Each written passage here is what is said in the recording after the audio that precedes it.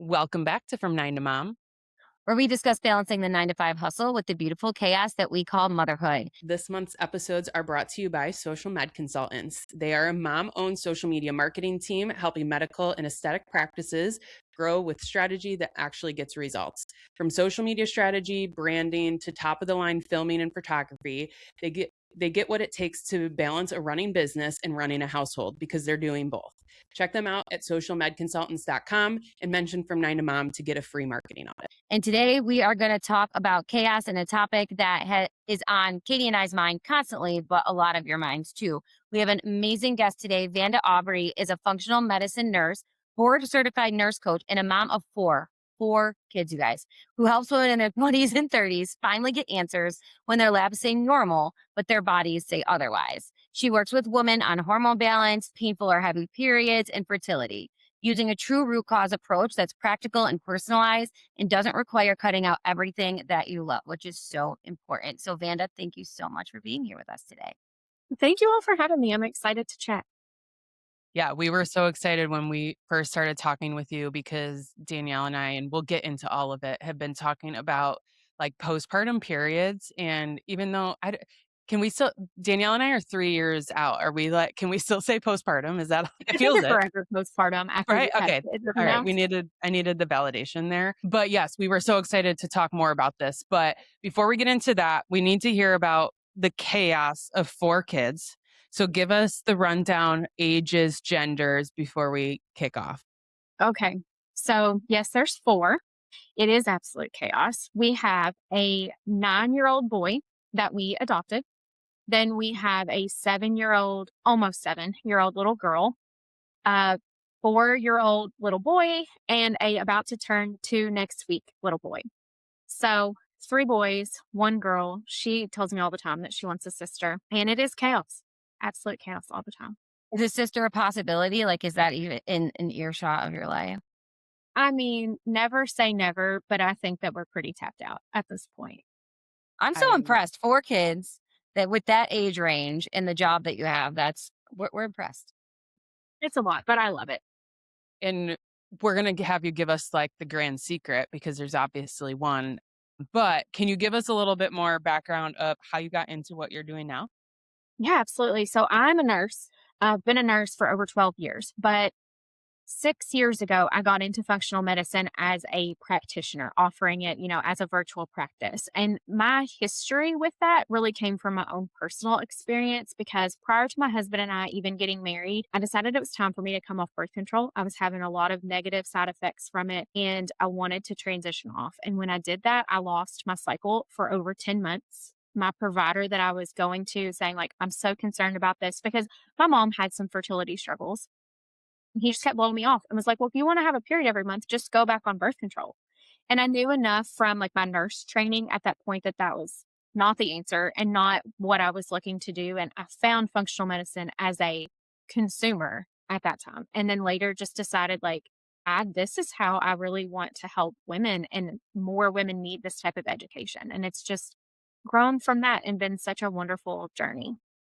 I feel like that's how a lot of women get started doing some, what spins the ball to go in this direction is the personal experience and then not being able to find the answer they want or like not being complacent with the answer that they heard and wanting to do more. So I know you have the whole medical background too. What were you kind of were like, that's not the answer I wanted to hear. And then where did you go from there at that point?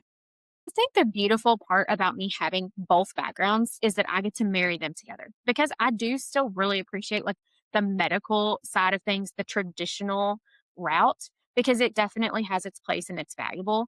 But then you get to see the functional medicine side of things where we're not just looking to quick fix a problem. We're really trying to figure out like why the problem happened in the first place, which is what I wanted. I knew that it was not normal as a 25-year-old woman to not have a cycle every month. And I wanted to know why. My provider just kept acting like it was the most normal thing he'd ever heard and that the solution was the birth control. So, it just really helped me to be able to dig in and find why that was happening and know that I could do something about it to fix it.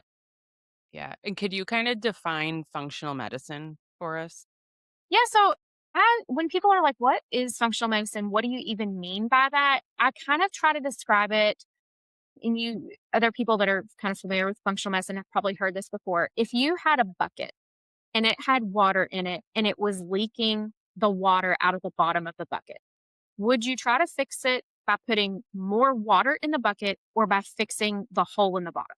Functional medicine is we're going to find the hole and fix it. Whereas, contrast to that, a lot of times traditional medicine is we're just going to put more water in, or we're just going to put a slight little band aid over the hole and hope that it holds. Does that make sense? That's a great analogy, honestly, Yeah. because I think that that's something we all feel when we go and with Katie and I too, just having personal experiences with fertility. And even before, like you did, I skipped a period once for like 9 months and they just, same thing.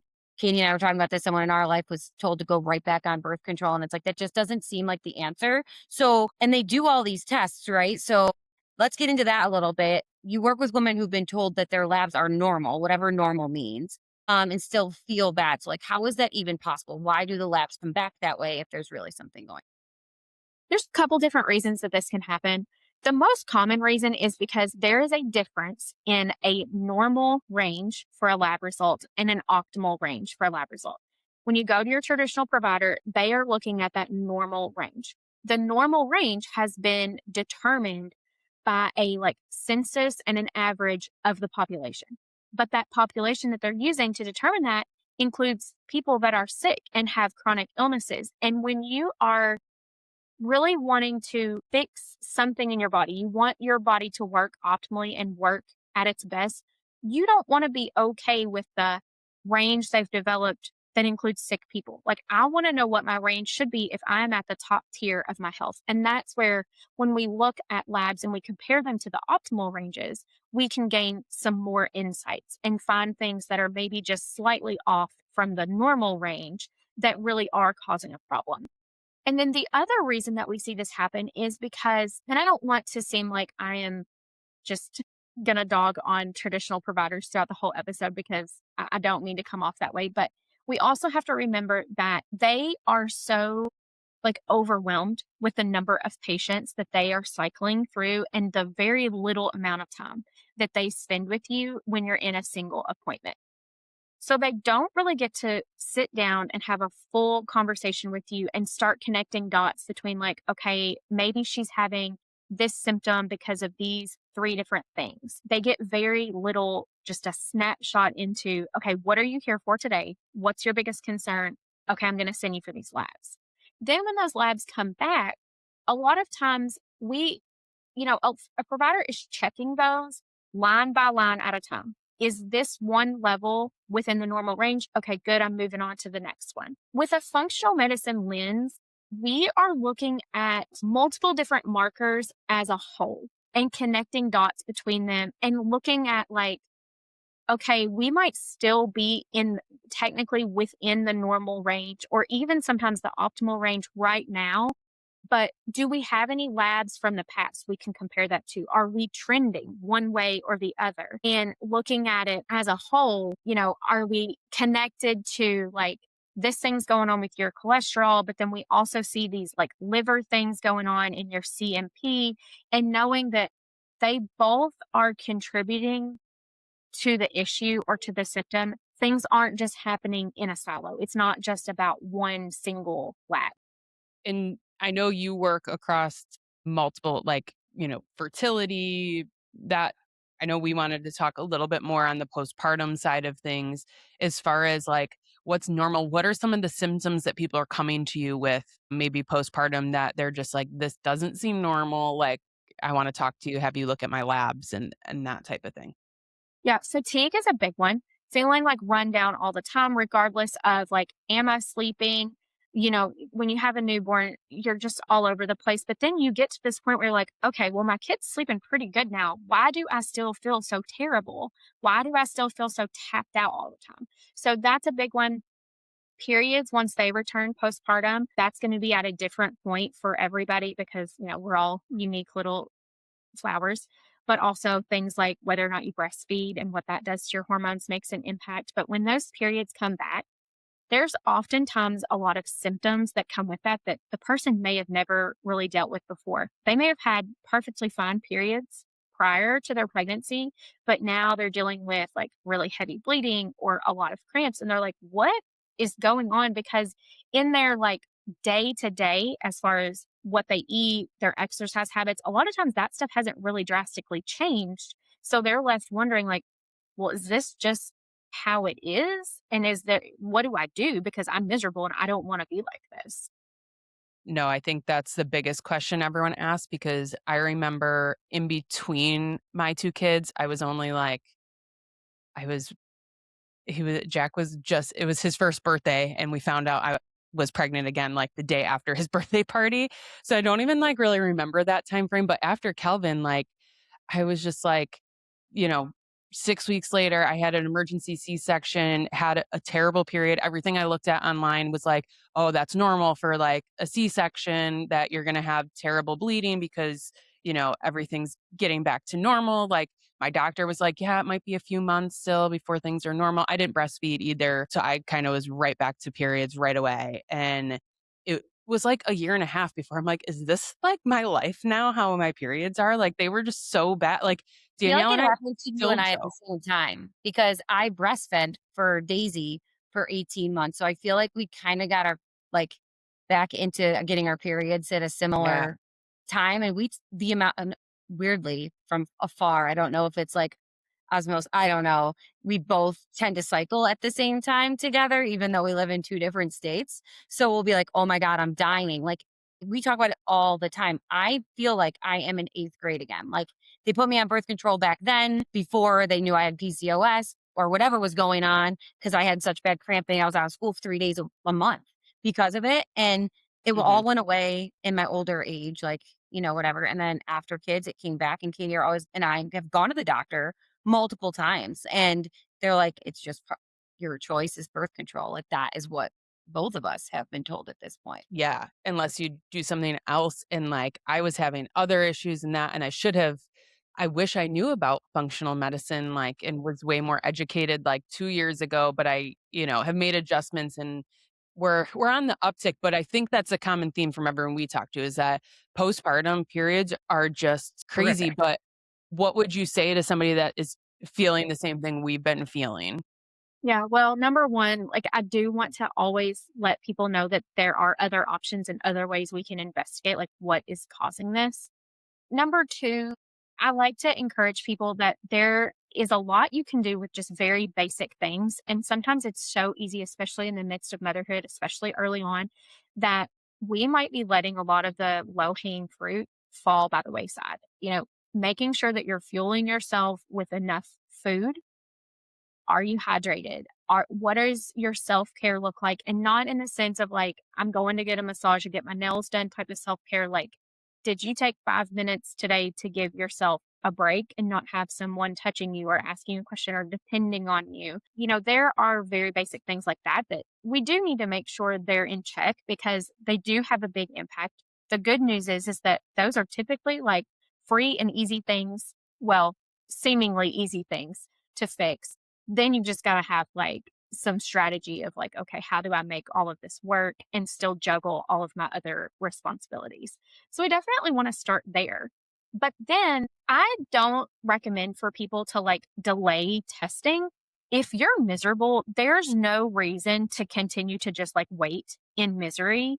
Let's get the testing and let's see what's really causing this. Because specifically with postpartum, your body has just been through like a huge event, a very nutritionally demanding event, and your your body will prioritize giving like nutrients and minerals to the baby over yourself. So women are often coming out of postpartum super depleted in minerals and they don't even know it because again it's like just not talked about a whole lot. And once they can start to correct that depletion and build those mineral levels back up, they're able to, mitigate those symptoms rather quickly. What are some of the minerals that like are related to hormones? And because people do not talk about that often. So it'd be interesting to hear what they are. Yeah, when we evaluate minerals, there are like between 20 and 30 that we're looking at. But there are four big ones that they're the most abundant in the body and they're responsible for the most amount of like jobs that they have to do. So that's going to be your calcium, your sodium, your potassium, and your magnesium. So we really focus there first to make sure that those are kind of in line. And then we can worry about the others, a little later. I think it's also something to start diving into is the hormones, so how much they're changing, but can you kinda go into all the talk about I'm so uneducated in this, so, like, forgive me. Like, but it's like, go to show you, you have 2 kids and you still like, most people don't. You can go through this whole thing and not really know much. But, like, you talk a little bit about, like, estrogen dominance and that. Can you kinda dive into some of that? Yeah, of course. So when you're postpartum, it is true when our providers tell us like it's going to take a while for your hormones to like regulate again. There is some truth to that. Anytime that we're talking about a cycle, we have to remember that the egg that's being released during that cycle, the development of that egg really started 90 to 100 days prior. So sometimes the frustrating thing with like hormonal work is that it's not an instant fix. It's not a instant improvement across the board. We have to give the body time to adapt and then rebalance those hormones. But if we're talking about like estrogen dominance specifically, that means that there's an imbalance between our estrogen and our progesterone. It might be that we just flat out have too much estrogen. It can also be that actually our estrogen normals are our estrogen levels are normal and where they should be, but for some reason, our body is not making enough progesterone to keep that balance. So, testing there is also very important so that we can identify which issue we have. And that kind of dictates how we tackle it. Because if we just have way too much estrogen, then we need to support the body in getting rid of the excess that we don't need. If our issue is really that we are not making enough progesterone, then that's where we need to focus and help the body to be able to make more progesterone. And sometimes some very lucky women have both issues going on. And then we know that and then we have to tackle both.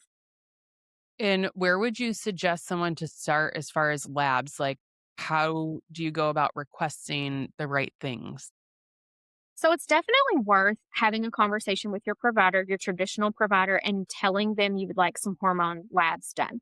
The key is knowing when to go get them from the lab so that you're getting information that is valuable to you. In order to do that, you can't really be on any birth control because the birth control would be controlling the hormone levels at that point.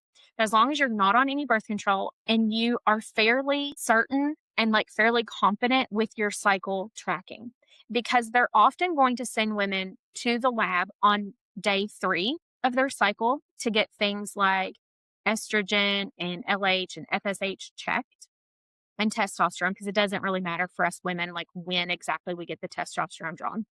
But then you don't want to go to the lab in the first half of your cycle. So like when you're having your period and before you ovulate to get your progesterone checked because that's when your progesterone should naturally be at its lowest in your cycle. You want to then like go back to the lab to get a second draw, which I know some people don't like that, but that's how you get the information that you need. You would like to do that 5 to 7 days after you've ovulated because that's when progesterone should be at its like peak level. So kind of getting those basics is a good place to start. The only thing about that is that's only one day or one point in time that you have gotten those levels drawn. And studies have shown that there's obviously big variations like day to day in a woman's cycle, but there are some studies that show that like with estrogen or progesterone specifically, that level can even vary a lot in an amount of hours. Yeah. So Wow. I like to use a testing method where we can track estrogen, progesterone, LH, and FSH throughout an entire cycle so that we're not making decisions based off just one time.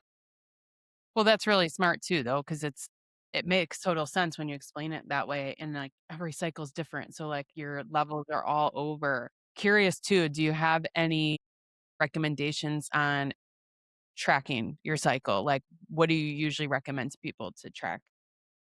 Yeah, so tracking is tricky because there are so many different options out there. And we really want to find an app or a system that is not set to the traditional 28-day algorithm. We want to find an app that has technology built into it that is going to learn your cycle. And basically, like the more data you give it, the better it's going to be at predicting when you're going to ovulate, when your period's going to come, and all of the things. From a just like traditional standpoint, women need to be more aware of their cervical mucus. And that's really freaks some people out. It sounds gross. I know it's like not what everybody wants to talk about, but how many times a day, do we go to the bathroom? Just look when you wipe, look, check your Yeah. underwear.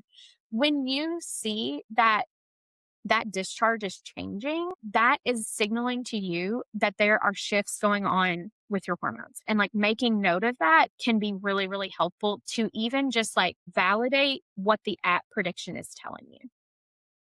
Yeah, I think it's something you don't think about till you get into this like stage of things because the other thing is that I felt like after postpartum saying like going to your provider saying, "Oh, your periods are bad." They always seem to ask like, "Well, how were they before?" And I'm like, "I don't remember. I didn't even know what what ovulation like I didn't even know how to track my ovulation beforehand." Like that's how some people go through it and I know like fertility brings a whole nother piece into that. So like I had a miscarriage prior to my first. So like then I started going deep dive into all that. And the first thing was like making sure you know how to track your discharge for the cycle. Like I just had no clue about that. And it was very interesting. Do you have any apps that you would recommend to anyone? So I use the Mira app with my clients because that's how we track and test their hormones. You can use that app even if you're not doing the actual testing. Honestly, the health app within like an iPhone, if you have an iPhone device, you can track in there and it is very good at like learning your data and your averages. Natural cycles is another one.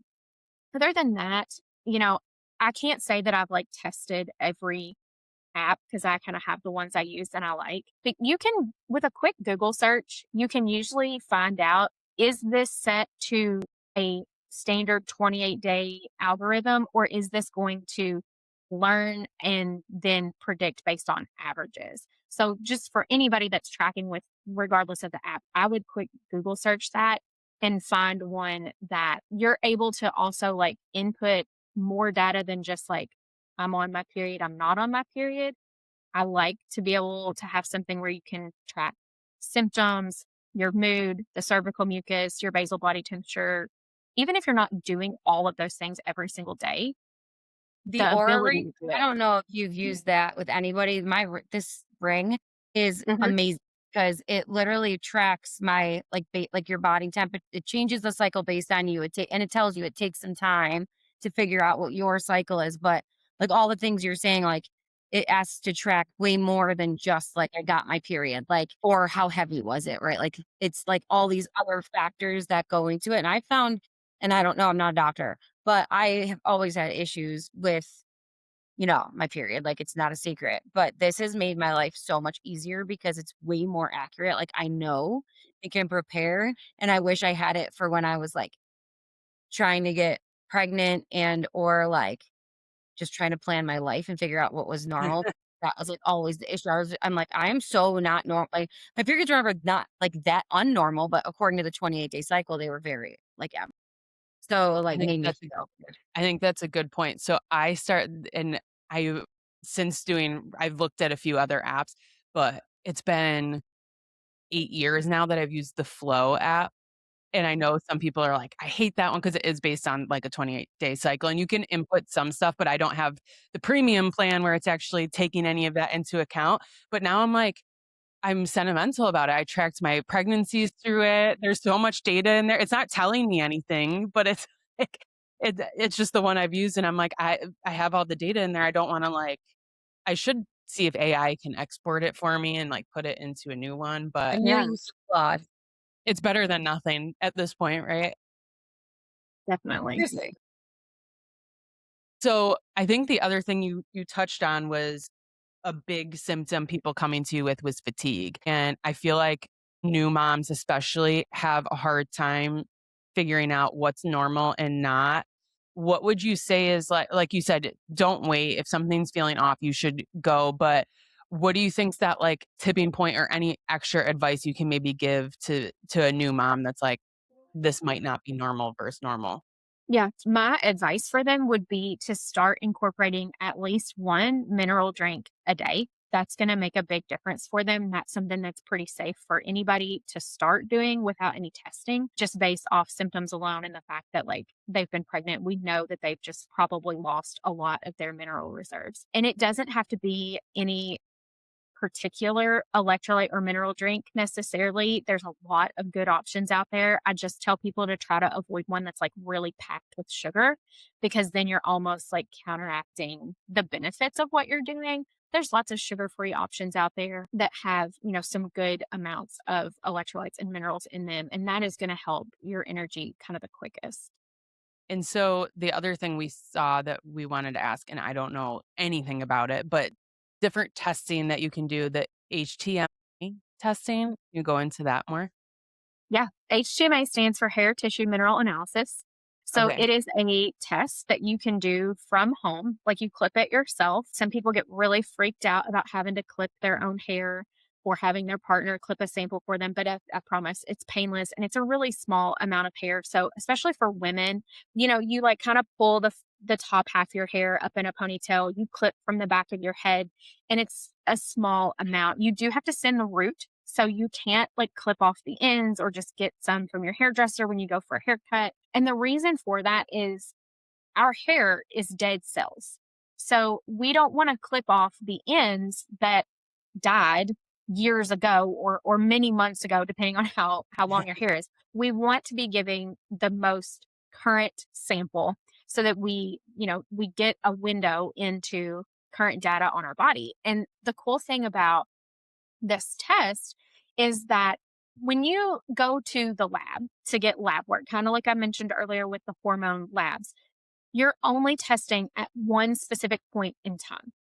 Same thing with some type of mineral blood labs.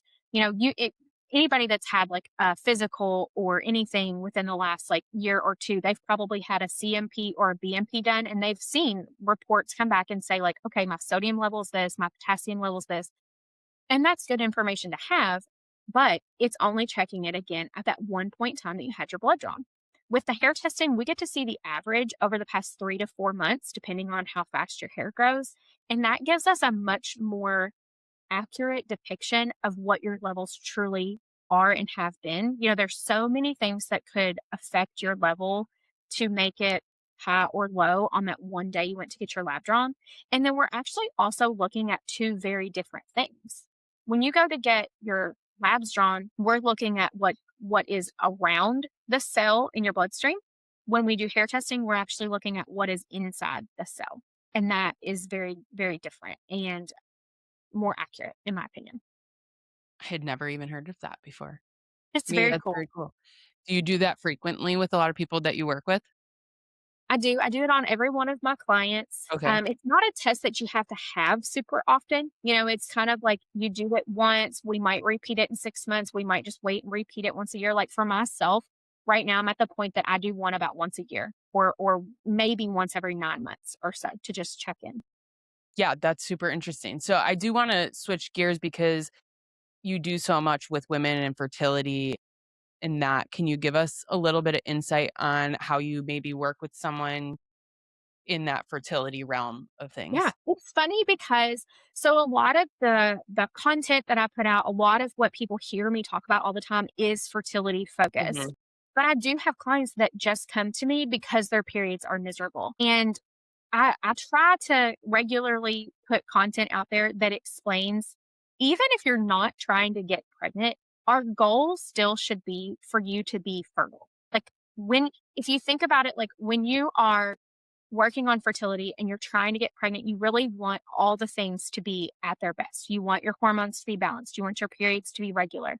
Well, even if our goal isn't for you to get pregnant, when we're working on balancing your hormones or correcting a hormone imbalance, replenishing these minerals, our goal ultimately still aligns with like making you fertile. I'll teach you how to not get pregnant if that's, if you want to avoid it.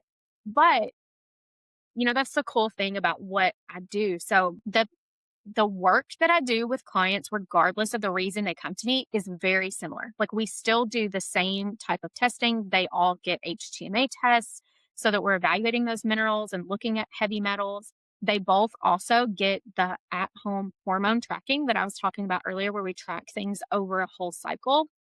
With my clients that are fertility focused, we're testing a little more frequently because we have to be so careful that we don't miss anything or we don't miss their ovulation.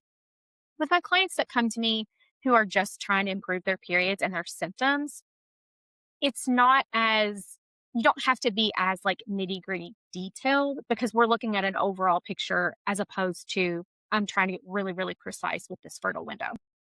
That's interesting too, because you talked about that it's yes, looking at that, but you're also teaching in Mhm. that aspect too. So like, can you give an idea of some of the like education side of things that you do on top of the testing and the that, more functional Yeah. medicine side? There is a lot of education involved in it because, I think we alluded to this earlier. Like, there are so many things about our bodies as women that nobody is teaching us. There's not like, yeah, you get sex education in middle school and again in high school, but they are not teaching us really anything about our cycle, what's normal. So there's a lot of that. I am Catholic. And so when my husband and I were getting ready for our marriage, part of what they have you go through is like a natural cycles and natural family planning class.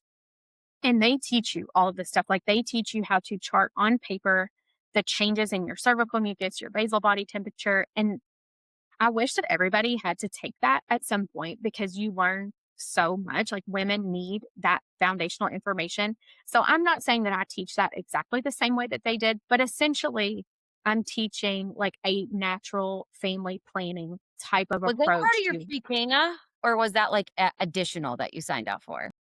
what'd you say that again?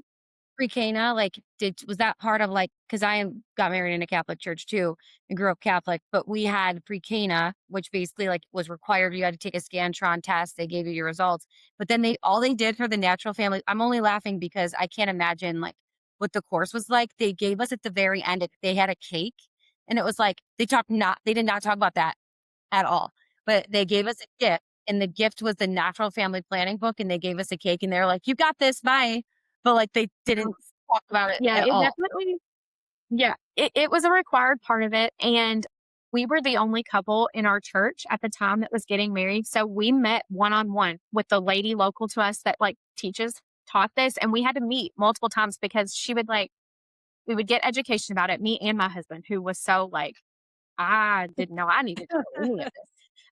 But she would talk to us about it and like give us a lesson, and we would go home for like a week. And I was supposed to chart for a week and bring my chart back. And then we would talk about it. And we did that for about a month and a half. Oh And my it was, god. yeah, Oh, that's Hey, wild. talk about a crash course. If you get the info somewhere, we gotta get it somewhere. It is a huge piece that's missing, though. I feel like the apps are starting to do like, you can kinda mhm, learn a little bit through there, like, I've seen some things there, but unless you know about resources like you or, are following stuff and have done the extra research, like, you might not know about all these different things and things you can do. So we have to ask too, now on, like, the hormone side, there's so many, like, trends and, like, people promising quick fixes with, like, all the different things. What's, like, one, like, myth that you just wish would go away or, like, one trend that you wish would go away?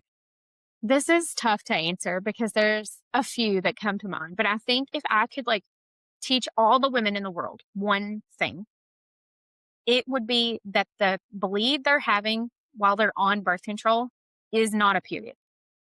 There's so many women that do not know that, do not realize that. And in the work that I do specifically with fertility clients, that's really important for them to understand in terms of like timing. When am I going to come off birth control versus when is my goal to get pregnant?